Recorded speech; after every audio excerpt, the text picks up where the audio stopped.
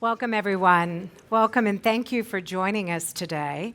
My name is Sara James, and it is my pleasure to have the opportunity to be your MC today as we discuss this new research report from Swinburne University of Technology's Center for the New Workforce. And it has a great title, doesn't it? Innovation in the Unprecedented Era, and that is something that we are all confronting. So as we begin today, I should note that it occurred to me that actually in the simple act of being here, we are physical representations, whether we are here in the room or whether we are joining this online, of that unprecedented era, aren't we? I mean, think about it. We learned to Zoom this year, didn't we? And Microsoft Teams and Blue Jeans in one case for me. I thought that was a nice casual name, although I didn't log on to the program terribly well. But the reality is we learned how to go online. But we're also learning to come back together. And I think in this moment, we are an example of the fact of exactly where we are in the transformation, which is not at the beginning, but by no means at the end. We are disrupted, and that disruption is manifest in all of us here. So as we begin today, I would like to remember and pay my respects to the Wurundjeri and the Bunurong people of the Kulin Nation, who are the traditional custodians of the land on which we meet today, and pay my respects to their elders past, present, and emerging. I also acknowledge and pay my respects to all Aboriginal and Torres Strait Islander people of Australia and hope that the path towards reconciliation continues to be shared and embraced. It is no small measure to mention the traditional custodians of the land as we begin a conversation about the unprecedented era in which we find ourselves. Allow me to reflect for a moment on one of the things that I did over the last couple of months during the time that we were in this pandemic. I went to southeastern Victoria to the heritage site of Budj Bin, which is there created by told about by the Gunjamara people of southeastern Victoria. And if you know the traditional story, it is a story of a creation. And this creation story tells about what happened when a volcano erupted. That's our scientific explanation for what happened. They have a different story about that. But no matter whether we look at it as a volcano which erupted or a giant creature who settled there in the landscape, the point is that story, according to Science Magazine in 2020, might just be the oldest story that we have on Earth, a story that goes back 37,000 years, a continuous oral tradition that tells us about something that happened here on this continent of Australia, a transformational event, a volcanic eruption. And we are living through, I would argue, a volcanic eruption at this moment. So how fitting and apt that we recognize the traditional custodians of the land on which we gather today. It's an exciting report. I've had the opportunity to read it. My compliments to you, Sean Gallagher, for the great work, and I look forward to all of the rest of you having an opportunity to look at some of the strategies and ideas that Swinburne and this organization, the Center for the New Workforce, have created for us to navigate these unprecedented times. And yes, we're a little bit tired of that word, but I think we're going to have to embrace it because we are going to be living in unprecedented time for some time. This report, crucially, investigates the influence of both workplace learning and collaboration on innovation in Australian workplaces. And as we begin today, we're going to first hear from Swinburne's Vice-Chancellor, Professor Pascale Quester, followed by Victoria's Parliamentary Secretary for Jobs, the Honourable Jane Garrett. And my understanding is that Jane Garrett is on her way and will join us soon. We'll have them speak shortly. Is she already here? There she is. She's made it. Well done. We're very delighted to hear from you both, and I'll introduce you both and then bring you up. We'll begin, if we may, with Professor Quester. Professor Pascale Quester is the Vice Chancellor and President of Swinburne, and she began on a kind of a signature day in August of 2020. It was the first day of Victoria's Stage 4 lockdown when Professor Quester arrived in Melbourne. So again, another landmark day. Professor Quester is an active and respected researcher in the areas of consumer behavior and marketing communications. Her qualifications include a Bachelor of Administration from her native France, a Master of Arts Marketing from Ohio State University in the United States, the land I'm from, and a PhD from Massey University in New Zealand. She was awarded the National Order of Merit, the Chevalier de l'Ordre National du Mérite, one of France's highest honors, in 2012, in recognition of her contributions to higher education, both in France and here in Australia. Before joining Swinburne, Professor Quester was at the University of Adelaide for nearly 20 years, most recently as Deputy Vice-Chancellor there. So we're delighted to have her with us to talk about this in just a moment, because she has a deep passion for innovation and preparing students for the future of work. And we also have with us, as you know, the Honourable Jane Garrett, who is the Minister Parliamentary. Her parliamentary journey began back in 2010 when she was elected to the District of Brunswick, one of my favorite places. I have a sister-in-law there serving 2 terms, and she was Victoria's Minister for Emergency Services, Consumer Affairs, Gaming and Liquor. And more recently, Minister Garrett was elected to the Upper House as the member for Eastern Victoria and is passionate about issues that matter to her community and to everyone who has chosen to participate today, as they include healthcare, education, jobs, and public transport. But first, allow me to welcome Swinburne's Vice-Chancellor, Professor Pascale Quester.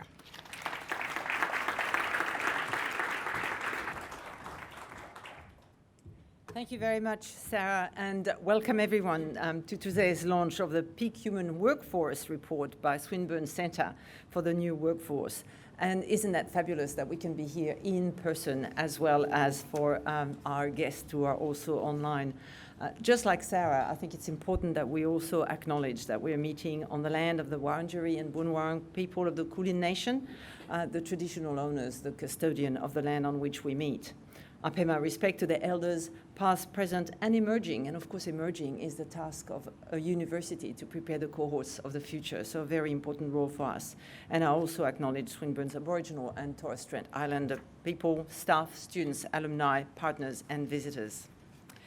It is a pleasure to be here today with you on this first official event at the Swinburne Studio here at ACMI. Last time I was here, I was visiting the facilities as they were being finished, and I had in my mind exactly a meeting like this, where people would come together and really prosecute really substantial and meaningful questions that face us all. I think this is fundamentally the role of universities, to question, to bring wisdom, to bring people who can comment, but also to bring some degree of response and reassurance that those problems, as wicked as they may appear, are actually problems that together we can certainly solve.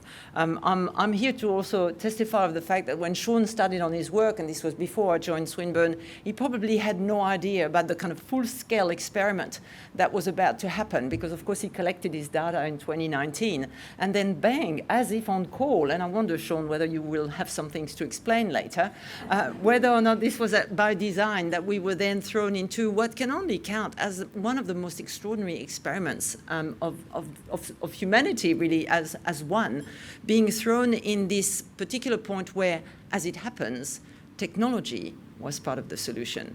And for me, coming to the University of Swinburne, University of Technology, there is something quite special about recognizing that at a time where humans are really facing great challenges, typically in the future, technology will be there to provide a response. And this is actually now very much the banner under which the university wants to present itself. We are the place where people and technology can come together to make the world a better place. And what better challenge for a university as this one? So we look forward very much to many more events such as this, to many roundtables and to many debates, and yes, disagreement, because while we're all in this together, actually, there is great virtue, there is great merit in having disagreement. This is one of the fundamental discussions at the moment about freedom of speech. It is important that as people, we learn to disagree respectfully. We don't have to accuse each other of terrible ills. We don't have to call each other's names. When we disagree, we discuss it. And when we discuss it, we do it in a civil and respectful manner. And from that, comes the way in which solutions can actually emerge. It is wonderful to have today with us the Honourable Jane Garrett, Parliamentary Secretary for Jobs and Member for Eastern Victoria, who will in a minute officially launch the report. We do greatly appreciate the support that we receive from the Victorian Government. We appreciate the fact that we feel that the state government is backing our vision of bringing people and technology together. And of course, in your work as Parliamentary Secretary for Jobs, you are very involved in the government's effort to foster innovation in the Victorian economy. We are, in some ways, and we should grab with both hands, the opportunity to imagine a different future. We don't have to go back to the way things were. We can invent something better, something that is more fit for purpose, for a future that is inevitably going to be subject to other disruptions and to other challenges and tests of our resilience. In addition to the report author, Sean Gallagher, who is here today, I would like to welcome the members of our panels today. We have the CEO of the Committee for Melbourne, Martine Letts, and the Government and Health Business Leader for PwC, David Sachs. And you will have, just like me, the pleasure to hear their ideas either clash or overlap as we have the debate in a little while. And it's certainly great to have the support and to see people coming together in this way. The Centre for the New Workforce opened its door in late 2018, and the challenges that it responds to is very much relevant now as it was at that time. And as we know, 2020 created massive disruption, but even if it had not happened, I think there was a moment where people realized that actually we always need to think about the two pieces of the equation. There's a human capital and there's a technology, and the two of them have to fit together, because having technology without the people to either adopt it or make it work is of no use at all. And having people struggling with challenges that they cannot resolve without technology is another problem. And this is going to be the daily challenge of companies. In my previous role on the board of Defence SA, when the defence companies were coming to talk to universities, invariably they wanted to talk about research and development as the first thing, and invariably within 5 minutes they were talking about the workforce that would be required for them to thrive. And this is what the centre is trying to define. It is trying to define the way in which the workforce will need to change, adapt, evolve in such a way as to allow business and society to change, adapt and evolve. And we do, as I said before, have the chance where people have not yet gone back to be chained to their desk.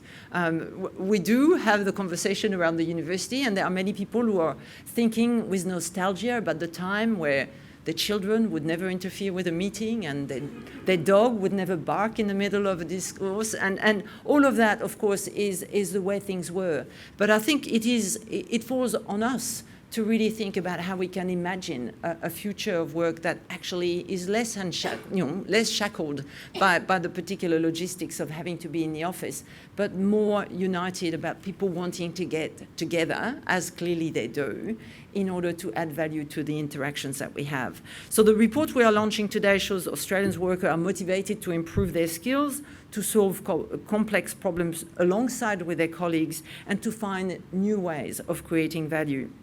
And to do this, of course, they're going to have to be enabled by their organizations. It's been tough organizing exam for students, because if you wanted to know that they were not going to cheat, you somehow had to intrude into the privacy of their own home. In some ways, that trust that needs to exist when people are in a remote situation is exactly the same between employers and employees. Trust is a fundamental element of the way the workplace of the future has to work. And we need to model this actually as universities, but we need to model that as employers generally. If we all believe that the direction in which we travel is the right one, then we don't need to fear that people are going to fall by the wayside, because everybody wants to get there. So that is going to be the message for employers. Make sure that the vision is very clear and that people want to go together. But there is a kind of difficult logistical element of, do we have to maintain the same amount of space for people to work at the same time as we have to have the infrastructure for them to be able to work from home? Who pays the electricity bill in that context? If people choose to stay at home, in what way does it impact on their colleagues' capacity to stay at home or not? So there is a fair amount of not compromise, because I think compromise always involves that everybody kind of takes less than what they dream of, but I think imagination into how we can make that kind of workplace work better. How can we learn and continue to learn?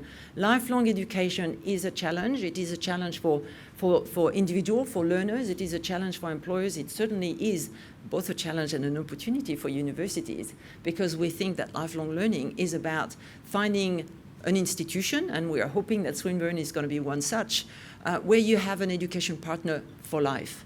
Not for your first career, not even for the second one, but every step along the way. You should have an education partner that is going to enable you to grow, to develop, and yes, sometimes to make radical change and decide on an entirely different career in an entirely different industry. We should enable this. We should help this. I've been passionate about this particular task, and when I talk about students, I need to correct my language in saying, actually, I don't think that in the future we will have students anymore. We will have learners of all types. We will have people who want a degree, and then we will have people who don't need a degree. They just want that piece of education that will mean that they can actually do the next move into their journey, not our journey. And I think shifting the dial in that way, being much more learner-centric and being much more adaptive is actually, certainly for us at Swinburne, the way to go forward. We are committed, deeply committed, to offer all of our learners the opportunity to shine and to thrive in a future that we predict will be very tech-rich and very dependent on an understanding and a fluency with technology, which is perhaps lacking still. Industry will require the same, and we certainly hope that the work ahead is one of partnership between industry and university. One project in this space that has been particularly exciting is the Future of Work Lab, which will bring together a diverse range of learners to work with industry partners. We're really big on learning by doing, on mastery through practice, and we want to bring our learners together with industry partners so that together they can actually resolve complex problems. The lab will leverage Swinburne's expertise in areas such as media, trades, health, and business to develop technology-enabled solutions that meet the needs of our partners and equip our learners with the skills that they need for the future of work. It is currently piloted in our pathway and vocational education area, but we're certainly looking forward to making this an opportunity available to all of our Swinburne learners. This kind of collaboration and work-driven learning is exactly what the report highlights, and I'm very pleased that independent research actually suggests that we are on the right track. I'm certainly delighted to be leading an organization that can really embrace those challenges and really has these as core values and the culture as its core, where we don't do things in isolation but in collaboration. I would like to congratulate Sean Gallagher and his team for the important report and on helping us to continue to shape the future of work in Australia. I would like now to welcome the Honourable Jane Garrett, Parliamentary Secretary for Jobs, to the stage to formally launch the Peak Human Workplace Report. Thank you. Thank you so much. Thank you so much, Vice-Chancellor, and to everybody in this room, including those who've played a very significant part in the preparation and delivery of this real landmark report. Well done, and it's terrific to be here. I'd also like to acknowledge the traditional owners of the land on which we meet and celebrate this work today, and pay my respects to elders past, present and emerging. And as I said, it's terrific to be here, but it's not a surprise. And it's not a surprise in the best of possible ways. It's not a surprise that we're launching this innovative report from this innovative centre, in this extraordinarily innovative university, in this amazing public space, in this exceptional city, and in this leading state. Because what is innovation?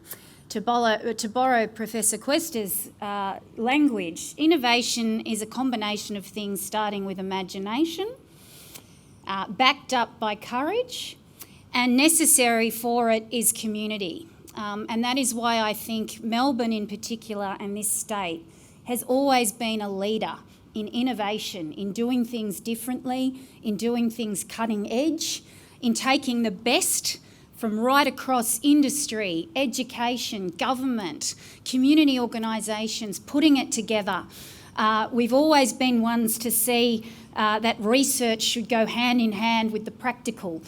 We see it in our extraordinary medical precincts. We're seeing it in our startups and our ecosystems, and central to all of those leading things that are world leading.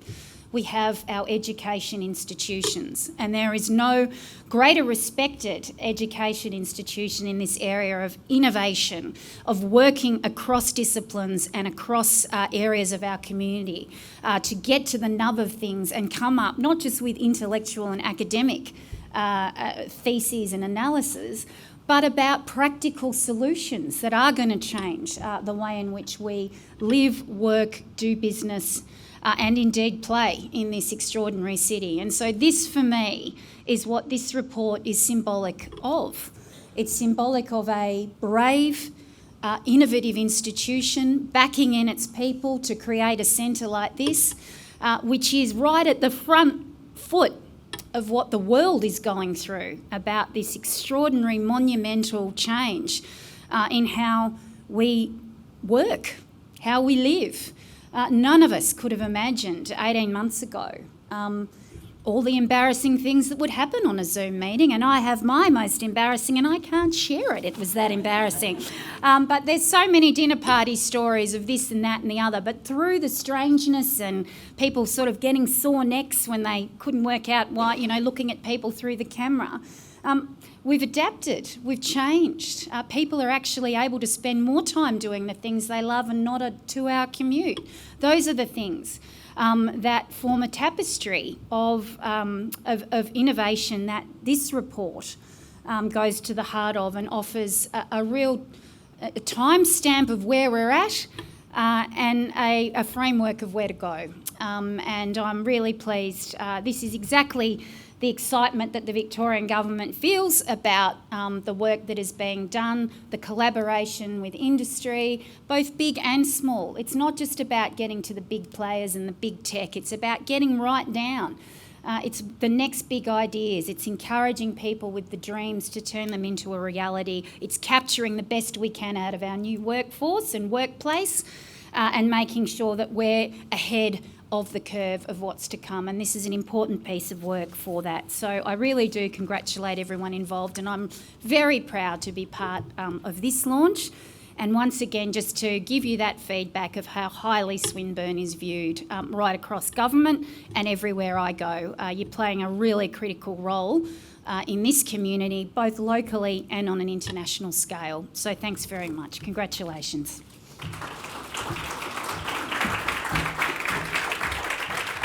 Thank you very much, Minister Garrett. And it is now time to introduce Dr. Sean Garrett, who is the author of this report, and he's going to take us through it in more detail. Dr. Gallagher is one of Australia's leading experts on the future of work, which is what we're all talking about today, and works with business leaders to transform their organizations with the goal of creating a sustainable workforce, and not just a sustainable workforce, but one that embraces the sorts of challenges that we're talking about. And crucially, he's the director of Swinburne's Center for the New Workforce. So without further ado, let me bring to the platform here Sean Gallagher.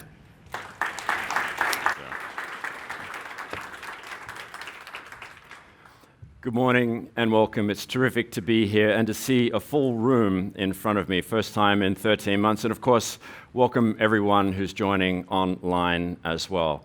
Thank you very much, Sara, Pascale, Jane, for the terrific setting of the scene, but also for the very kind words. I'm excited today to talk to you and to announce the latest research by the Centre for the New Workforce, Innovation in the Unprecedented Era. Australia faces disruption on steroids. That was the headline that jumped off the back page of the Fin Review a couple of weeks ago. In the article, it foretells of mammoth disruption in energy as Andrew Forrest and his Fortescue Future Industries seek to use renewable energy and hydrogen to transform and turn Australia into a green steel powerhouse. Andrew Forrest isn't waiting for legacy industries to be disrupted by the complex and dynamic world we find ourselves in. He seeks to be a disruptor and to create new ones himself. We are living and working in what I call the unprecedented era. It's not just the global mega challenges that we face, the pandemic, globalization, climate change, and so on. It's also combined with the profound transformation of society by digital technologies. The pace of change, the interdependencies, ecosystems that are always expanding and evolving, that combined with these mega challenges is, I think, without precedent. And rather than disruption, I think we need to talk about complex disruption. The patterns and behaviors and expectations of our customers are changing rapidly, and the demand patterns of our businesses and organizations with them. If we're not constantly creating value, our value is eroding. We cannot stand still. I'm delighted to launch the report today, Peak Human Workplace. And in many respects, its message is quite simple. I believe organizations need to face complex disruption head-on and to create value. Why? Because that is where there is the greatest potential to create value. It's also where the gravest threats lie. And we need to do this by harnessing the creative power of our people. How should organizations be disruption ready? The main recommendation of the report is we think that organizations need to build an innovation architecture built on learning and collaboration. This is about the architecture helps steer organizations towards disruption. It helps them generate and advance valuable new ideas that can become sustainable new businesses or transform the existing business. This is not a technology solution. This is a people solution. It's about empowering the talent in the workforce, bringing it together in a system that's focused on creating value, all the while enveloped in a culture that drives the right behaviors and values in order to ensure the organization continues to be adaptive. More on that in a second. We've long known that learning and collaboration enable innovation. New ideas flourish when knowledge boundaries are pushed, especially amplified by diversity of perspectives. But exactly what kind of learning and collaboration is fit for purpose for the conditions that we find ourselves in? That's what we set out to find. And in doing so, we learned something about the importance of connections between people to drive creativity. Really important given the hybrid work challenges that most organizations are facing. And I'll have a bit more to say about that. In November 2019, we surveyed more than 1,000 Australian workers from all walks of life, 18 to 65, all workplace settings, all types of organizations in a nationally representative sample. The core question we wanted to find out is, what forms of learning and collaboration enable and drive innovation in Australian workplaces, especially in disruptive environments? And the key finding is this. We found that worker-driven learning and collaboration diversity are the ideal workplace settings to foster finding ideas and advancing them. Worker-driven learning is where workers are empowered to develop innovative new ways to tackle existing problems or to create new knowledge by focusing on solving unforeseen challenges or great opportunities that are arising on the horizon. So empowering the worker, to take advantage of those opportunities. Collaboration diversity is where we bring workers from different vantage points from across the organization, not your teammates, but people you don't normally work with, to focus on complex problems. Because diversity is much more than expertise and experience. It's vantage points, it's perspective, it's background. And with the complex problems that we face, we need a complexity of diversity to ensure that we have the best solutions in hand. Collaboration diversity and that worker-driven learning, they're the foundation of the innovation architecture, and they drive new ideas. At the core of the innovation architecture is a learning workplace. It has two distinct yet complementary pathways for learning in organizations. The first is organization-driven learning. Rather than formal training, I think we now need to start pivoting for our structured, formal, and often certified learning into what we call platform learning. This is about how we bring together modular learning components and customize it for either a specific project or a job to keep up with the pace of the transformation of work. At the same time, this is complemented by worker-driven learning, We need to empower our workers to learn what they need when they need it in the flow of work. And that is increasingly micro-learning and even nano-learning opportunities, speaking to colleagues, doing tasks they haven't done before. And ultimately, we need to empower them to create new knowledge, to allow them to use their judgment to do things they haven't done before, including take the organization in new ways. That is a learning workplace. Next is a value creation system. Think of it like an institution-wide disruption, surveillance, and processing capability, if you like. Built on learning and collaboration, the system steers the organization towards disruption by bringing together people from across the organization, different vantage points on problems. So bringing together workers from the front line, because they might be the first to witness changes in customer behavior. That might be a potential for disruption. But also looking further afield out to the horizon. What can we see by the changes of climate change, just like Andrew Forrest is reacting to the changes in fossil fuels? But at the same time, how are we going to respond to the changes in the vaccine rollout? What does that mean for our business? Could that disrupt us? But importantly, rather than seeing this as a threat, what are the opportunities to drive new ideas and advance them? The value creation system follows 3 phases of innovation, and the report goes into a lot more detail about that. But ultimately, the idea is to find new business ideas that can be scaled. And finally, the adaptive innovation culture. It's a core set of values and behaviors that ensure the organization can continue to adapt. How do we ensure that we have values-based missions that focus on creating value? How do we empower all of our people to be leaders and entrust them to use their judgment? How do we lift workers above their job and to see beyond the organization? How do we ensure that they're stress testing not just the existing business model, but coming up with ideas that can create valuable, scalable new opportunities? And finally, just like emergency drills, like fire drills, our organizations need to be practiced and proficient at being disruption ready. It's not just waiting for the next disruption to arrive. I think we need to practice exploring for potential disruption and exploiting those opportunities on a daily basis. We have to be fit for purpose. This needs to become part of our core DNA. Yet, despite knowing worker-driven learning and collaboration diversity are driving innovation, I actually think we're heading towards a crisis of creativity here in Australia. Based on our survey, data, and analysis, this is happening in 4 different ways. Learning at work is not keeping up with the pace of change of the environment around us. Less than half of Australian workers do formal training through their work in any one year. Barely a third are encouraged to share knowledge and expertise with their colleagues in the workplace.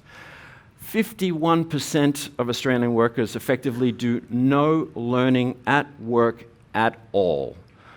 Only 15% are engaged in that worker-driven learning that enables workplace innovation. Collaboration is not that much better. While we've seen an increase in collaboration intensity, so 53% report doing collaborative work as part of their daily job, up from 46% in a comparable study a few years ago. Yet only 1 in 5, 20% of Australian workers are involved at some time throughout their work in collaborative projects, bringing people together from different parts of the organization to focus on complex problems. Those problems are exacerbated when we see who is doing that learning and collaboration. This is a breakdown into subsets here. On the left, this is a word cloud. On the left, we have those workers and jobs who are advantaged at learning, and on the right are those workers and jobs at a disadvantage. Let me pull out a couple of personas for you. Who's learning at work? Well, university-educated, full-time senior execs and managers. Who is not learning much at work? Older generation, non-university educated, frontline workers. the frontline workers where the disruption can be witnessed. Collaboration is the same story. Who is advantaged at work to do collaboration? Well, it's men, university-educated, full-time workers, at the expense of women, older generation workers, and frontline workers. You can see there are many different personas there, but they're the ones I wanted to pull out. There's also something that's happened since COVID that we need to take advantage of, and I think our report provides insight.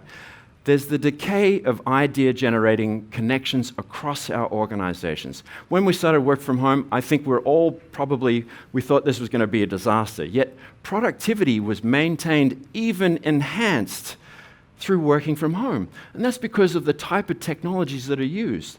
The virtual working technologies streamline and make work more linear and more effective, enhancing the bonds with your close teammates, but at the expense of connections with people across the organization.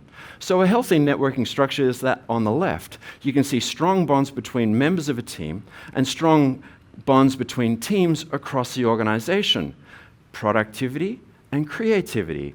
So on the right-hand side, I think that's largely what our organizations look like at the moment. Really enhanced for productivity, but the connections that drive idea generation across the organization have decayed. Remembering that our data was collected in November 2019, literally weeks before COVID hit. So our findings of worker-driven learning and collaboration diversity driving creativity relate to the physical workplace. I think that's a really important insight that we need to remember as we go through this hybrid working arrangement. There are two key opportunities that I want to talk about that come from this innovation architecture and the workplace. The first is, I think we need to reimagine education towards disruption-led innovation. How do we not think of our students just as future productive workers, but as future creators of value, as experts in creativity? How do we ensure that work-integrated learning experiences isn't just to hone the skills and expertise in a chosen discipline or specialty, but how do we ensure that we provide them experience in working in ambiguous, complex problem-solving environments? Let's throw them into uncomfortable zones. And how do we ensure that they graduate with innovation skills, mindsets, and behaviors? The second is this physical workplace. I think we need to reimagine the physical space more around how to create value for our organizations. How do we think of space as creativity?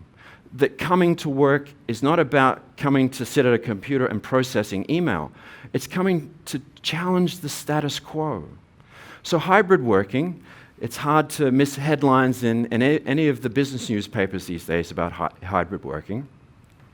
Rather than only thinking about hybrid working as a challenge about how do you manage workflow across virtual and physical domains, how do we optimize productivity and creativity across the entire ecosystem that also includes virtual and physical coming together in terms of work?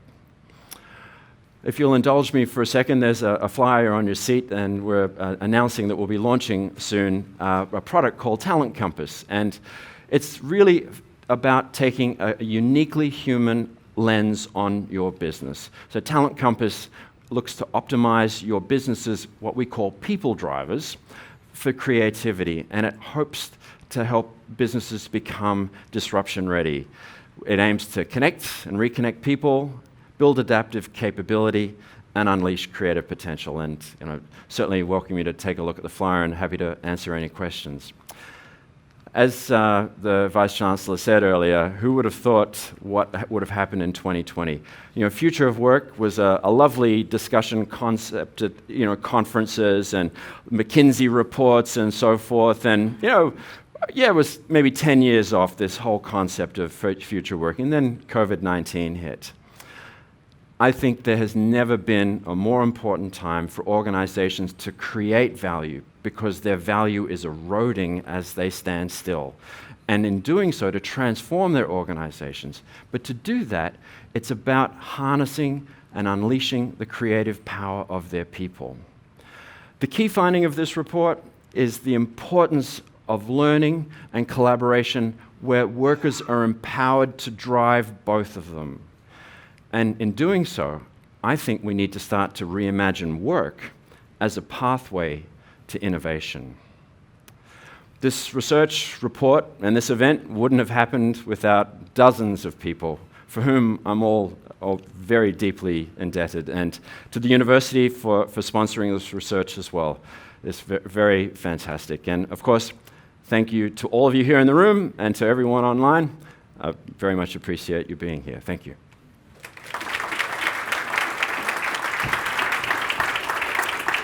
I think we're going to keep you up here, Sean. We're going to bring you right back up if you want. Have a sip of water, and we're going to begin a panel discussion. And we've got about 30 minutes, so we might just go till about 11:40 if those who are joining us online want to have a sense of a time check, so you can plan accordingly.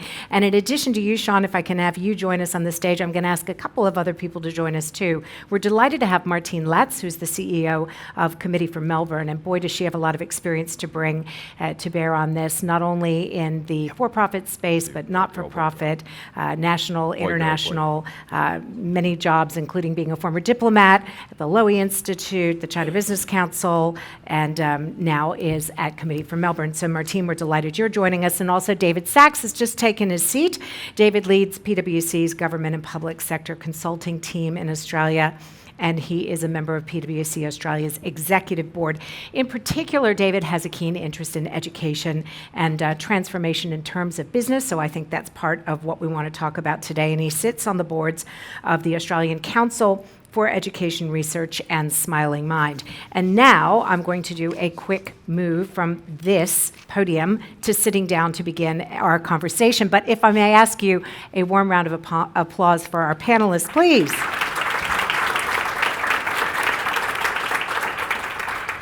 Sean, it's a fascinating report. I want to start with one thing that you mentioned, where you talk about in the report, you mentioned the frontline workers, and you point out that they're the very people who are being disadvantaged, and yet they have key insights that we need to understand if we're to navigate. I mean, they're the ones who are really seeing the disruption up close and personal, yet we're ignoring them. So can you talk about what is really the key to both understanding the insights from those on the front line while also keeping an eye on the horizon so we see the big picture? Thanks very much, Sarah. I think this is a really critical issue for all organisations right across Australia. So, just give you 3 examples of what I mean by frontline workers. So that could be, customer service assistants seeing changes, a product no longer being as useful to clients in the way they once were, or a factory floor worker who, gets in supplies that all of a sudden requires digital capability that they don't have, or even someone in finance who is starting to recognize the changing patterns in the demographics of who is actually buying and using the products. They're all frontline workers because they're all facing the interface of that organization with the outside world. So how do organizations make sure that they harness that potential view and eyes on disruption? That's really a critical thing at what I call the zooming in. But at the same time, we need to zoom out onto the horizon, onto be it the global climate change or the vaccine rollout or whatever it is. And because each of these has potential to, again, not just to disrupt us, but there could be terrific ideas, valuable ideas to create new business ventures out of that. So I think we need to balance both. But the key thing, Sarah, is that it requires a diversity of perspectives in all of this. And whether it's focusing at the minutiae level in terms of what's happening from a frontline worker, I think, or across the horizon, bringing together a diversity of people is really critical to advancing, to seeing whether or not disruption witnessed by someone could also be being witnessed by in another way somewhere else. And you start to create a pattern and a story about that.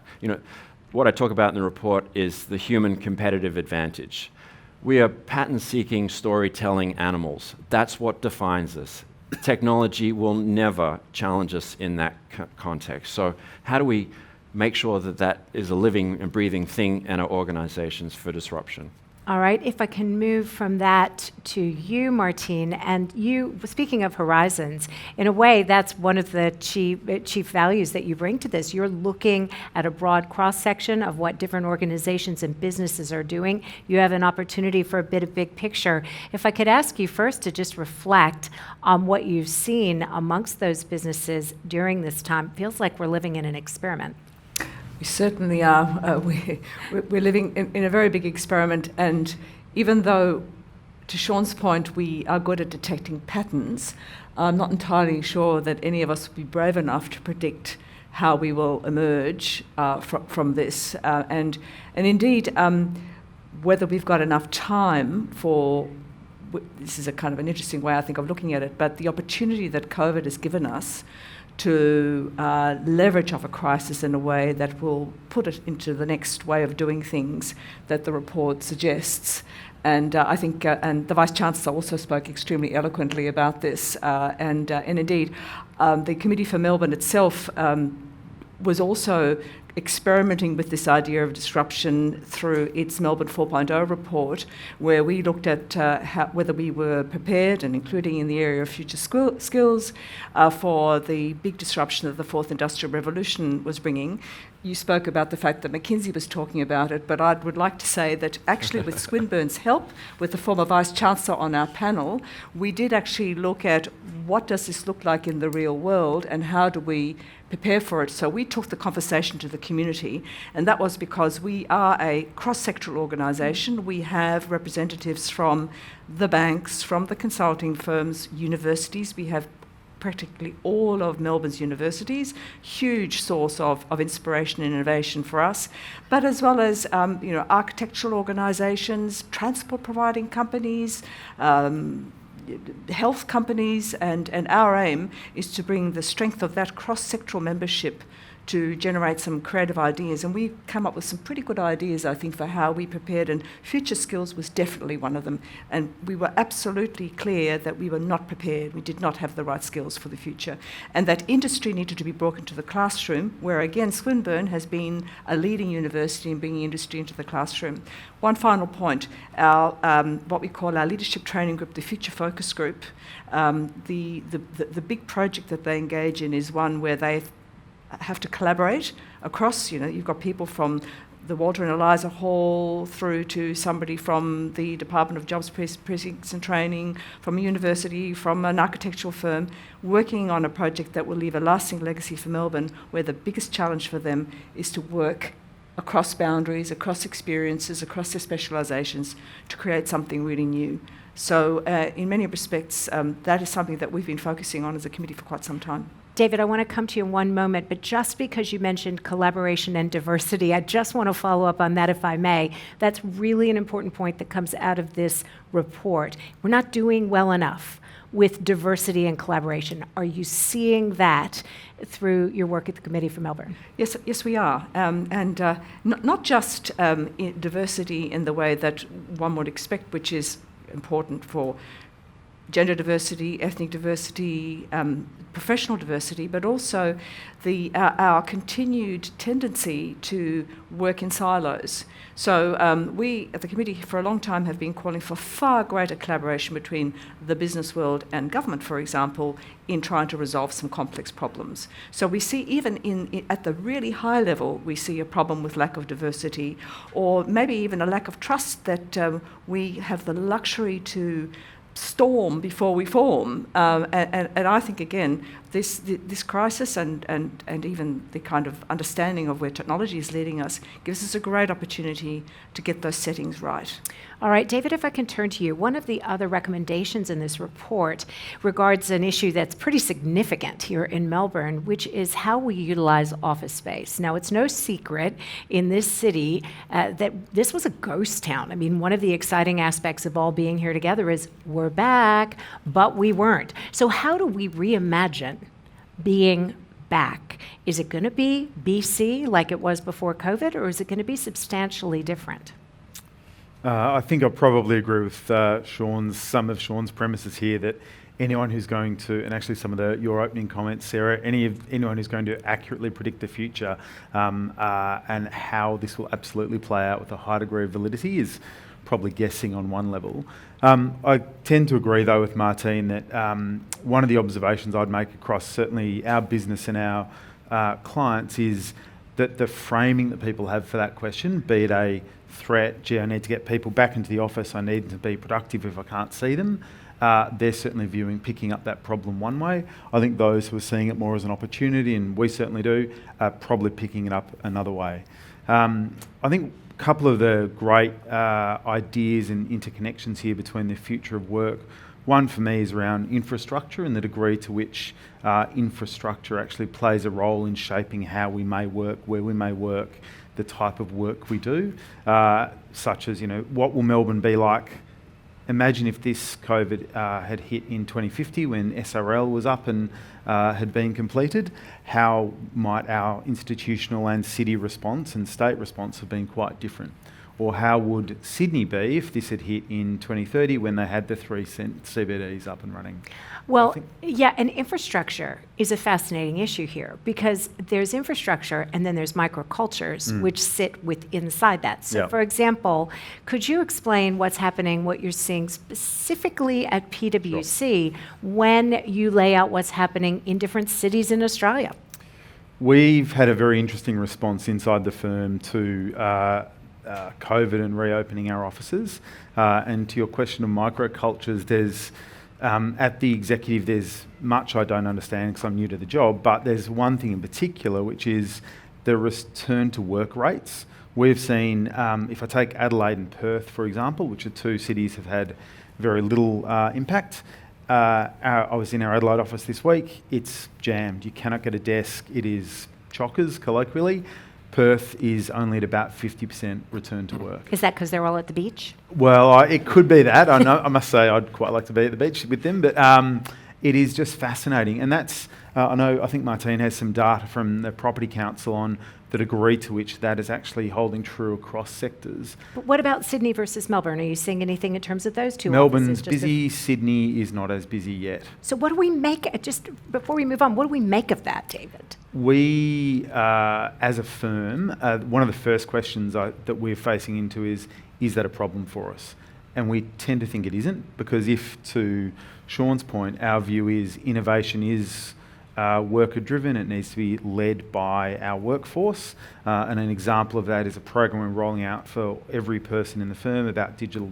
We've called it digital acceleration, which is basically just a way to give people tools to innovate what they do and what they do with clients and make better use of digital tools. And that is playing out very differently across different jurisdictions. So we don't actually think it's a problem because we believe we can get productivity and creativity if it is worker-led. I'm not sure, though, that every organisation's in that. Martine, do you have a thought on that before we go back to Sean? Do you think that the physical space of the office matters when it comes to creativity over productivity? Is it significant, and do we need to think about it differently? Oh, the physical space certainly matters, but maybe going back a step. So I think the term microculture is very indicative because it is a little bit horses for courses. So the PwC, the business statistics is probably reflected in like businesses. If you look overall at the rate of people returning to the office, you'll see very high rates in the smaller towns, Darwin, Hobart, Adelaide. But interestingly, Sydney's still only at 50%. Perth's quite high, and Melbourne's only at 35%. And I think that's as a direct consequence of there still being reluctance about returning to work and maybe some uncertainty about whether we're going to have another lockdown, also uncertainty now about the vaccine. But overall, Melbourne is still very low, but the trend is pushing up again. And why is that happening? That is in part because people are finding that serendipity, that innovation, that the kind of idea that might just pop up in the corridor that you can't engineer through Zoom because it's always going to be staged engagement, a prepared engagement. That's what they're missing out on. And if you talk to people about what does a successful business look like, it depends on 3 basic things: productivity, innovation, and company culture or organisational culture.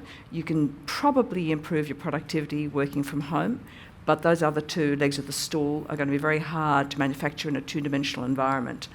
What does that mean? I think it means that people will take advantage of the opportunity of working from home for some of their tasks, but they will also be driven to come back into the office in order to be able to get that other part of their work satisfaction. So the fear of missing out factor might be quite strong, but it might not necessarily mean that everyone's going to be. I think we have seen the end of, at least temporarily, of the 9 to 5, everyone at the same time, 5 days a week. I think that's probably come to an end, but we will still need to be together at the same time at certain points. Otherwise, not only will we miss out on good ideas and companionship, but we might also miss out on promotion. Well, that's significant, and nobody wants to miss out on that. If I can slide back now across to you, Sean, one of the aspects of this that is the most troubling in this report, that is in this highly smart city where people are incredibly well educated, and where people care about that, somehow it's ending at work. 51% are not getting any additional learning at work. So with your goal of having Swinburne and the Center for the New Workforce be a place where you create learners, in Professor Quester's words, I mean, how do you do that? Because it's not happening. It's not happening, and this is a real concern. And just to give you an understanding of what we mean by learning, in the question in the survey, we define learning as broadly as possible. Any activity that advances skills, capabilities, knowledge, expertise, talking to a colleague, watching a YouTube video, doing a task that you hadn't done before. We define it as broadly as possible. This wasn't just about, sitting in a 3-day workshop. And yet more than half of Australian workers do none of that. I think the way that organizations, I think it's 2 birds, 1 stone. We have a creativity problem, we have a learning problem. If we increasingly empower learners to take charge of their own learning, to figure out what they need in the flow of work, that is not only helping advance their capabilities, it's also helping create a more innovative environment within their workplace. So how do we, It's almost like, how come that's not happening? Precise. I mean, to go to you, David, Elon Musk says we are already cyborgs, right? I mean, we have smartphones in our hands. How is it possible that we're not doing a better job of learning and getting things happening because we have the technology, we have the tools, and we know we need to, because as you point out, Sean, it's not that we're going to leave the jobs will leave us. I think we're at an interesting moment, which I know Sean references in his report, about the degree, how we go about defining value. And if in the past 20, 30 years, value's been defined as, at least in the business community amongst shareholder returns, I think we're seeing a significant evolution of that with a much greater impact of ESG investing. You've got 25% of funds under management in the US through professional firms now with impact investing at their core. So you're seeing a much greater rise of a broader definition of value. I'm hopeful about that because I think what that does is tip the scales away from just what I would and what PwC thinks is a fairly narrow definition of value to a broader definition of value, and gets into the social license, social impact, what is the good that organisations are doing, not just what are the returns they're generating. The other observation which we make across the global network and comes through in our global CEO survey is there's a much greater recognition that for many of the problems we're facing, it requires, to Martine's point, government, business and communities to actually all be open to solving them together, not just pointing fingers at each other. Martine, let me come to you now, if I may. One of the aspects of this transformation, this unprecedented era, there was COVID-19, which has rolled into 20 and 21. But anyway, there's artificial intelligence. There's a huge change in terms of what that's going to mean for all of our working lives. I know that's an area of interest to you, where you've done some research and Committee for Melbourne has. How do we deal with that additional challenge and make sure that our workers are able to navigate the challenges and the disruption coming their way? Well, that's also very much work in progress. Yes. And to tell you the truth, I don't know about you guys, but I find this AI business really very hard to get my head around, including the role of AI in even sort of developing its own logic and its own intelligence. When you read some of the literature about this, you sort of go, oh, I've got to go to bed and pull the doona over my head because it's just so frightening.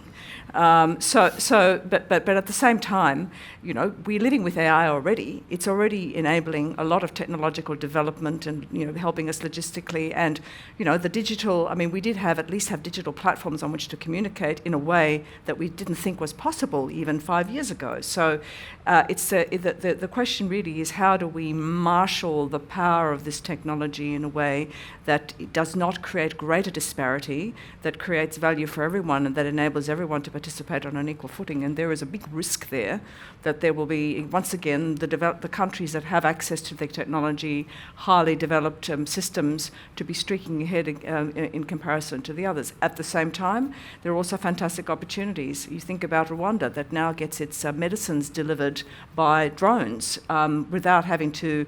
They're sort of, they've kind of jumped over a bunch of previous legacies just to get straight to meet their objectives straight away. So, but this is a huge, not only this is about understanding the technology and the opportunities it offers, but also the ethics around it, helping the community understand it. The Committee for Melbourne actually created in Victoria, I'm sorry the minister's no longer here anymore, but we actually created in the Parliament 2 years ago a multi-partisan, a whole of Parliament group to discuss the impact of AI on health, on transport, on law, on human rights. To really understand the impact of it and how we can harness it, but not be disadvantaged by it. And I would encourage the Victorian Parliament as well as the Federal Parliament to build that community understanding. MPs need to understand so they can explain to their communities that this is not going to do them out of a job, that managed properly, it will actually make their lives better and create the jobs of the future. But it's a very big and complex topic, and I don't think as a nation we've really embraced or understood it properly yet, by a long shot. Let me slide to you, Sean, on that point, because one of the aspects of this report that really struck home is you think people need to be agile learners. You point out that at Emphasis, for example, the CEO is not just hiring people who have the most experience and the fanciest advanced degrees, but people who are good at anthropology and literature. In other words, he's looking not for problem solvers, but, in his words, for problem finders. How does an organization, a company, a not-for-profit create that? And what are the skills and tips that you have through this report for finding that? Well, I think the innovation architecture, I hope, encapsulates that in many ways, but let me just break it down into, I think, I put that quote from the CEO of Emphasis, so, one of the largest tech companies on the planet. They're no longer just hiring people with degrees. They want people from all backgrounds and perspectives, recognizing that as we face more complex problems, we need to have a diversity of expertise and thought to focus on that. But also because the solutions impact a diversity of communities and our society, we need that diversity of experience and perspective to add to that. And I think that's precisely what the fellow from Emphasis is doing. Now, the innovation architecture is one way of looking at it, but fundamentally, it's how do we bring together people from different vantage points on a problem, but everyone is equal. The CEO leaves his or her hat at the door, and you come around a table, and the person on the front line, their view on a problem is as valid as someone in R&D or the sales room or the CEO. And making sure that you create some opportunity to organically develop those concepts and to identify patterns from the way that people see perspectives on problems. I want to bring you in, David, on that, and I've got about 3 more minutes. I'm going to give you a final answer, Martine, and then we'll wrap it up, but I want to hear what you have to say. I was just going to say, to build upon Sean's point, I think we see that happening quite a lot across a number of organisations, but some of the most interesting, at least from my perspective, are when defence now face into a number of challenges. They do exactly that. And you have everyone from Chief of the Defence Force down to the lowest level soldier, all equal in that room. And one of the really interesting things about it is they know they can do it at pockets. And I think one of the great challenges for all of us as people who, in any kind of profession, is the emotional challenge that sometimes presents. So the first time a soldier said to CDF, "No, you're just wrong," CDF's response had to temper their response, say, "Oh, that's probably the first time I've heard that in a while." So there's a great challenge for all of us in embracing this. And for me, I think that the diagram that you've got in there around the new innovation architecture and the culture is just so important for all of us to go away and really digest and think about, what does that mean for me in my workplace, and how do I bring that to life? And as we close on sort of innovation architecture, a final thought from you, Martine, on that? By the way, I don't know about you, but I'm learning every day, and that's a great privilege, I guess, also. But every day you learn something. But one of the things that I've also learnt over the years is that without permitting people to take off their hats and coming into a room on the basis of equality to find a solution to a difficult problem just prolongs the problem. So I think that we do have still a very hierarchical approach, it's true, and in some cases it's needed. Somebody needs to be, I guess, in charge or be ultimately responsible. Isn't it interesting how reluctant people are at the highest levels these days prepared to take responsibility? That it'll be nice for them to, given the fact that we recognise and pay them as leaders, it'd be nice if they actually took a bit of responsibility from time to time. But at the same time, one of the reasons why people make mistakes is because they haven't listened to a broad spectrum of opinion or insights or whatever happens on the shop floor or any other. But you need to create a safe environment for that, and that's a big challenge for the workplace. I mean, even if you say to your colleagues, leave your hat at the door, leave your role, just sit in here. You have to generate a trusted environment for people to feel safe that they can do that, and that takes this is not just a one-off, has to be embedded in the culture of the organisation. Well, these are fantastic thoughts, and I think it gives you an idea of how much you're going to enjoy this report. If I'm closing now, as I say thank you to you, Sean Gallagher, Martine Letts, and also to you, David, I want to say finally that as I was reading your report, Sean, I found myself thinking, as I looked at innovation architecture, I found myself reflecting on Buckminster Fuller, who, of course, actually physically did innovation architecture when he created the geodesic dome, a remarkable piece of futuristic thinking from the other century. But I want to close, if I can, with some words of his, which is that we want to be the architects of the future and not its victims. So as we close today, thank you for all doing some deep learning. Thank you to the Vice Chancellor for hosting us here. We thank the Minister, although she had to leave, and we thank all of you who joined us online and those of you who were here in the room where we made it happen. Thank you very much. It's been my pleasure to be your MC, and we now have morning tea. How nice to do that again. Thank you very much. Thank you, Sara.